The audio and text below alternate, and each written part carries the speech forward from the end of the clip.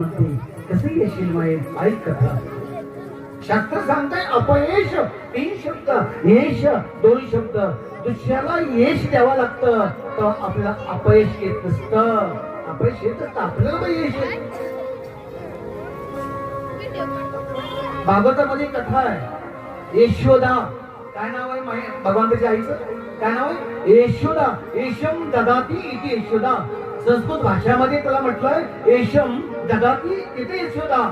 दुसऱ्याला यश देते आपल्याला अपयश घेते. तिचं नाव यशोदा. तिचं नाव यशोदा.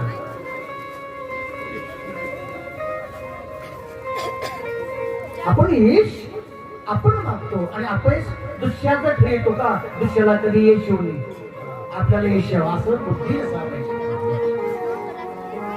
मी काय सांगतोय? राम कथा. राम म्हणले भरत तूने जीत लिया मैंने हारा, मैं हार गया. बघा राम किती सरळ आहे. हे भरत तू जिंकलाय, मी हारलो. किती राम सरळ आहे स्वभाव. बघा ना. 7वं सूत्र सांगतो, लक्ष द्या. एक वेळेस रामचंद्र जन्मून फक्त 1 महिना झालता तर सप्त ऋषी अयोध्यामध्ये दर्शन करायला गेले. ते कोण ऋषी होते माहिती आहे? कोण होते?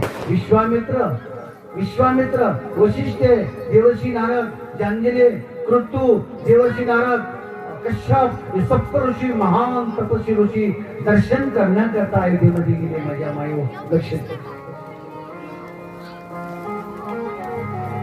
अयोध्येमध्ये दर्शन करण्याकरता तो दर्शन घ्यायचं कसं? रामचंद्र आत होते, कौशल्य आत होते, बाहेर द्वारपाल होते. दर्शन घ्यायचं कसं? महान तपस्वी महात्मा सप्त ऋषी रामचंद्राचं दर्शन करण्याकरता गेले पण दर्शन नाही माहिती. भगवान रामचंद्राला समजलं रामचंद्रामधले सप्त ऋषी मेरा दर्शन करने के लिए आया है. रामचंद्र त्या दरवाजामधून खिडकीमधून बाहेर आले. ते दार होतं का? दार वाडा होतं का?